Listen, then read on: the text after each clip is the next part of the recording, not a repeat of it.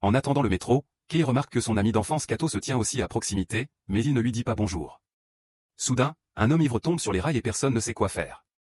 Kato saute pour essayer de le déplacer, mais il n'y parvient pas seul. Il demande de l'aide à la foule et appelle même Kei par son nom, mais tout le monde l'ignore. N'ayant pas d'autre choix, Kato déplace l'homme du mieux qu'il peut et, une fois qu'il atteint le bord du quai, la foule l'aide enfin à le remonter. À ce moment-là, le train arrive et Kei tente d'aider Kato à remonter aussi, mais ils tombent tous les deux. Le train leur passe dessus et ils se préparent à ressentir la douleur, mais à leur grande surprise, ils se retrouvent à la place dans une pièce blanche. D'autres personnes confuses s'y trouvent, ainsi qu'une énorme sphère noire. Kei tente de sortir par la porte, mais elle est verrouillée. Kato vérifie les fenêtres, mais elles ne peuvent pas s'ouvrir non plus. Puis Kato reproche à Kei de l'avoir ignoré à la station, ce que Kei nie, affirmant qu'il ne l'a pas vu. Alors qu'ils essaient de comprendre ce qui se passe, les autres personnes confirment qu'elles sont également mortes avant de se réveiller dans cette pièce. Soudain, des rayons laser jaillissent de la sphère et créent un corps féminin mouillé à partir de rien. Le groupe confirme que c'est ainsi que chacun est apparu ici. Comme la femme est nue, Hiroshi tente de la regarder, alors Kato la couvre avec sa veste en ignorant les protestations de Hiroshi. Ensuite, la sphère joue une chanson de réveil avant qu'un message n'apparaisse sur son écran. Il annonce que leurs anciennes vies sont terminées et que la sphère décide de la façon dont ils vivront leur nouvelle vie. La sphère leur montre un portrait d'un alien oignon et leur ordonne de le tuer. Quand elle s'ouvre, ils trouvent une série d'armes à l'intérieur ainsi qu'un homme connecté à un ordinateur. Il est inconscient et ne réagit pas lorsqu'il le touche. Il y a également plusieurs valises portant leur nom, et en les ouvrant, ils découvrent des combinaisons étranges. Personne n'ose les enfiler sauf Kishimoto, qui est aussi hésitante mais a besoin de se couvrir. Kei remarque que Nissi porte déjà la combinaison sous son sweat à capuche. En inspectant les armes, Suzuki partage qu'il se souvient avoir été sédaté et emmené à l'hôpital après un accident de voiture, alors ils se demandent tous s'ils ne sont pas en train d'halluciner à cause de médicaments, d'un coma ou d'une expérience. La sphère leur ordonne de partir alors qu'un compte à rebours apparaît sur l'écran. Soudain, leur corps commence à disparaître à nouveau avec les mêmes lasers bleus. Tout le groupe est téléporté à l'extérieur et, pendant un instant, ils pensent pouvoir rentrer chez eux. Nissi décide alors de parler. Il s'avère qu'il participe à une émission de télé-réalité virtuelle produite par le père de Nissi. Elle s'appelle American Tryout et est organisée par une chaîne câblée américaine et l'université de Yale. Celui qui réussit la mission remporte 100 000 $. Nissi avoue qu'il a demandé à son père de l'inscrire délibérément à l'émission. Kei voit un enfant non loin de là et Nissi confirme qu'il s'agit de l'alien oignon. Ils ont 20 minutes pour le tuer, alors la majorité du groupe part à sa poursuite. Cependant, Kishimoto, Kei et Kato restent en arrière. Après une courte poursuite, le groupe réussit à encercler l'enfant, qui fait semblant d'être innocent avant de projeter du mucus avec son nez pour les distraire et s'enfuir. Kei et les autres fouillent la zone et constatent qu'il n'y a personne d'autre, tout en ayant l'impression de tourner en rond. Soudain, la poursuite passe juste à côté d'eux, alors Kato et Kishimoto décident de la suivre. Cette fois, il faut bien plus de courses pour coincer à nouveau le garçon dans un garage. Hiroshi tire avec son arme et une lumière explose le bras de l'alien. Le garçon réplique en tailladant les jambes de 3 hommes, qui ripostent furieusement avec leurs armes. L'alien explose, les couvrant de sang, ce qui pousse Suzuki à vomir. Hiroshi trouve ça amusant et continue de tirer sur le corps, provoquant davantage d'explosions sanglantes, jusqu'à ce que Kato l'arrête. À ce moment-là, un homme très grand apparaît derrière eux et Hiroshi l'insulte, alors l'homme lui coupe la jambe. Ensuite, il le soulève par la tête, et Hiroshi agite les bras pour se libérer, ce qui fait tomber la perruque de l'homme, révélant qu'il est aussi un alien, le père du garçon. 2 hommes ouvrent le feu, mais l'alien utilise le corps de Hiroshi comme bouclier et celui-ci explose rapidement. L'homme révèle alors d'énormes griffes et tue tous les autres dans le garage, sauf Kato. Kei entend les cris et les suit jusqu'à trouver l'alien sur le point d'achever son ami, mais Kishimoto surgit soudain et projette l'alien contre un mur. Sa combinaison brille en bleu, ce qui signifie qu'elle lui donne plus de force et de vitesse. Lorsque l'alien se relève, Kei se précipite pour se cacher derrière une camionnette. L'alien frappe Kato et Kishimoto, les envoyant voler tous les deux. Cependant, Kishimoto est indemne grâce à sa combinaison. Voyant cela, Kei ouvre sa valise mais la trouve vide. Quand l'alien l'attaque, Kei contourne la camionnette et le frappe à la tête avec la valise. Furieux, l'alien rugit et brise les ampoules des réverbères. Il lève le bras pour frapper Kei mais, à cet instant, des câbles apparaissent et s'enroulent autour de l'alien pour le piéger. Puis Nissi désactive son camouflage et essaie de tendre une arme à Kei, disant qu'il a été créatif avec la valise et qu'il mérite le point. Kei lève l'arme mais n'ose pas tirer, alors Nissi la reprend et tue l'alien lui-même. Ensuite, les 4 sont renvoyés dans la pièce blanche sans aucune tache de sang. À leur grande surprise, Suzuki apparaît aussi et Nissi explique que tant qu'ils ne sont pas complètement morts, ils peuvent revenir, et leurs blessures sont guéries, peu importe leur gravité. Il appelle la sphère Gantz alors que le compte à rebours prend fin. Ensuite, des points sont attribués pour la mission. Tout le monde reçoit 0 et des insultes, sauf Nissi qui reçoit 5 points et en cumule maintenant 79. Les photos des hommes morts dans le garage sont ajoutées à la longue liste de toutes les personnes mortes dans cette émission. Nissi explique que leur mission est de tuer des envahisseurs de l'espace et qualifie certaines morts de géniales, ce qui pousse Kato à l'attraper par son sweat et à lui demander pourquoi il ne les a pas aidés. En utilisant la force de la combinaison, Nissi lui retire douloureusement les mains tout en le traitant d'hypocrite. Il ne s'arrête que lorsque Kei le menace de tirer. Kei veut plus de réponses, mais à ce moment-là, Gantz se met à briller et tout le monde disparaît. Le lendemain matin, Kei se réveille dans sa chambre et pense que tout n'était qu'un rêve. Cependant, à la station de métro, il voit un panneau mentionnant 2 passagers percutés par un train. Plus tard à l'université, certains étudiants parlent mal de Kei pendant que Kojima le dessine en secret. Après les cours, elle essaie de se lier d'amitié avec lui, mais Kei ne lui prête guère attention. Dans l'après-midi, Kei tente de rendre visite à Kato à son ancienne adresse, mais l'immeuble a été remplacé par un parking. Ensuite, il se rend dans la rue où la mission a eu lieu et constate que les murs ont été détruits par l'alien, mais le garage est vide et propre. Au même moment, Kishimoto arrive et dit qu'elle se souvient de tout elle aussi, elle a même encore la combinaison. Cela confirme que c'était réel, mais ils ne peuvent pas aller à la police car personne ne les croira. Ensuite, Kishimoto demande à Kei si elle peut rester chez lui. Une fois arrivée, elle explique qu'elle vit avec son petit ami et qu'ils se sont récemment séparés. Elle a tenté de se supprimer sous la douche, mais s'est retrouvée dans la pièce blanche à la place. Kishimoto a la veste que Kato lui avait prêtée et, dans une poche, il trouve son carnet. Kei le lit pour chercher une nouvelle adresse et apprend que Kato est en liberté conditionnelle. Il se souvient que Kato n'est jamais allé au lycée et que son père était violent, ce qui pourrait expliquer une vie de délinquance. Pendant ce temps, Kato fait un cauchemar concernant la mort de l'enfant extraterrestre. Lorsqu'il se réveille, il va aux toilettes et son frère Ayumu vient voir s'il va bien, mais Kato lui assure que tout va bien. Quand le garçon retourne se coucher, les lasers bleus prennent le corps de Kato et l'envoient dans la pièce blanche. Kei et les autres survivants de la dernière mission sont déjà là, en plus de 3 nouvelles personnes, une jeune femme, une grand-mère et un enfant en pleurs. Gantz joue la chanson de réveil et leur annonce que la cible d'aujourd'hui est l'alien Tanaka. Nissi leur dit qu'ils ne pourront jamais échapper à Gantz et que toute mort sera remplacée. Kei et Kato réalisent que Nissi s'est servi des 3 hommes hier comme appât.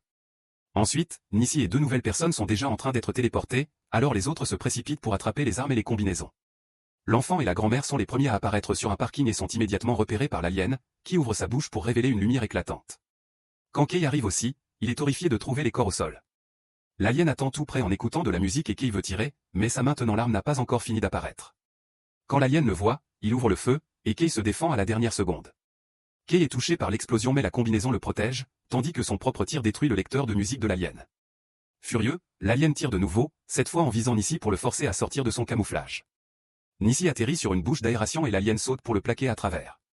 À l'étage inférieur, il tombe sur une voiture et l'alien commence à frapper Nissi. Il est si fort qu'il casse la combinaison, et l'alien s'apprête à tirer sur lui. Après un moment d'hésitation, Kato intervient et saisit l'alien pour que son tir rate le mur. Quand il tombe au sol, l'alien tourne la tête et se prépare à tirer à nouveau, mais Kato bondit pour l'empêcher. L'alien essaie de se libérer de son étreinte, mais Kato commence à serrer et, avec la force fournie par la combinaison, il parvient à l'assommer. Kei se précipite pour voir un Nissi en sang, qui lui demande d'obtenir 100 points pour le ressusciter, puis meurt. Soudain, l'alien réapparaît derrière Kato et lui assène un coup. Puis il se tourne pour tirer sur Kishimoto, mais Kato se jette sur elle pour la sauver, et le tir détruit quelques voitures à la place. L'alien commence à frapper Kato, qui pousse Kishimoto hors de danger pour la protéger encore. Kei veut tirer, mais il ne peut pas car il blesserait ses amis. Lorsque l'alien s'apprête à tirer sur Kato, Kishimoto attrape un tuyau et commence à frapper sa tête, provoquant la destruction des interrupteurs électriques par le tir. La créature s'en prend à Kishimoto et lui saisit les bras, alors elle lui donne un coup de pied dans l'entrejambe, mais rien ne se passe. Il la projette, mais Kato la rattrape juste à temps. Ensuite, l'alien poursuit Kei et le coince contre une voiture pour commencer à le frapper. La combinaison de Kei commence à gonfler et lui donne assez de force pour frapper l'alien, le projetant contre le plafond. Quand l'alien essaie de l'attaquer à nouveau, Kei commence à le frapper contre une voiture et ils finissent par traverser la vitre. Maintenant l'alien peut contre-attaquer et ouvre la bouche pour préparer un tir, mais Kei la couvre avec son arme et tire pour détruire sa tête de l'intérieur. L'alien meurt dans une petite explosion qui détruit aussi la voiture, et les autres s'inquiètent alors qu'il commence à disparaître. Kei a perdu une jambe et un bras et doit regarder, impuissant, le gaz qui fuit de la voiture toucher le boîtier électrique cassé, provoquant une plus grande explosion. Dans la pièce blanche, Kato veut savoir ce qui est arrivé à Kei. Gantz s'active alors et ramène Kei aussi, en parfaite santé. Personne ne gagne de points sauf Kei, qui en reçoit un message indique qu'il reste 93 points avant d'ajouter les morts du jour à la collection. Kei demande ce qui se passe quand quelqu'un atteint 100 points, et Gantz explique qu'ils peuvent choisir entre ressusciter un joueur de leur choix ou effacer leur mémoire et être libérés. Le lendemain matin, Kei se réveille avec la combinaison encore sur lui et la teste en détruisant une poêle à main nue. Après avoir recouvert la combinaison avec des vêtements normaux, Kei passe sa journée à faire des essais, comme réaliser de grands sauts à travers la ville. Alors qu'il s'apprête à tester ses capacités sur les toits, il reçoit un appel de Kojima qui l'invite à un café. Il se retrouve pour une collation et Kojima lui montre ses œuvres. En échange, Kei lui confie qu'il protégeait Kato des garçons méchants à l'école. Pendant ce temps, Kishimoto rend visite à Kato pour lui rendre sa veste. Il lui avoue qu'il a été en centre de détention pour mineurs car il a tué son père, qui rentrait toujours ivre et battait Ayumu. Plus tard, Kato regarde les infos et remarque que la police enquête sur les dégâts dans le garage. Ayumu lui dit que dernièrement, il rêve que son frère disparaît, mais Kato le rassure en lui disant qu'il ne va nulle part. Ce soir-là, les héros sont rappelés dans la pièce blanche avec de nouveaux joueurs. La mission du jour concerne une créature connue sous le nom d'alien irascible. Kato demande au nouveau d'enfiler les combinaisons et de prendre une arme, mais un moine proteste en disant que c'est l'œuvre du diable. Cela fait paniquer Kato, qui explique qu'il ne veut plus voir de mort. Kei essaie de le calmer, mais une dispute éclate, interrompue lorsque Gantz commence à les envoyer en mission. Le groupe est transporté dans un musée avec 2 immenses statues à l'entrée. L'une d'elles doit être l'alien, mais avant qu'il puisse établir un plan, un nouveau tire sur la statue de gauche et la détruit. À ce moment-là, la statue de droite commence à bouger et tente d'écraser les joueurs, qui esquivent à temps. Tout le monde se met à courir pendant que l'alien continue d'essayer de les tuer avec ses poings et ses pieds, mais il est trop lent. Le moine entre dans le musée et se cache dans une pièce remplie d'art bouddhistes, où il commence à prier. Chaque fois qu'il ferme les yeux, une statue se rapproche un peu plus de lui. Dehors, Kei tourne autour de la statue pour tenter un tir fatal, mais elle saute très haut et atterrit avec une telle force que l'onde de choc projette tout le monde. En entendant cela, un autre nouveau, terrifié, se cache dans la même pièce que le moine. Kei dit à Kato d'évacuer les autres avant de repartir à l'attaque. Il esquive rapidement les coups de pied, puis glisse sous la statue et tire sur sa jambe, provoquant son explosion et la chute de la statue sur un autre nouveau. La statue maintenant affaiblie, Kei lui tire au visage et provoque une énorme explosion qui tue l'alien. Il est très fier de lui, mais Kato lui reproche d'avoir causé la mort d'un joueur. Kei rétorque que c'est la faute de Kato qui n'a pas évacué tout le monde comme il le lui avait demandé. Dans la pièce blanche, le minuteur de Gantz se réinitialise. À ce moment-là, un nouveau grièvement blessé sort du musée et le groupe comprend qu'il reste un autre alien. Kei, Kato et Kishimoto retournent à l'intérieur et trouvent le moine mort dans la salle bouddhiste. Soudain, une statue aux multiples bras attaque Kei, qui bloque le coup avec son arme mais se fait désarmer. La statue commence alors à le poignarder à répétition jusqu'à ce que Kato le tire en arrière. Il laisse Kei avec Kishimoto en disant que c'est maintenant à lui de protéger son ami, comme Kei le faisait à l'école. Kato se faufile alors dans la salle, son arme prête.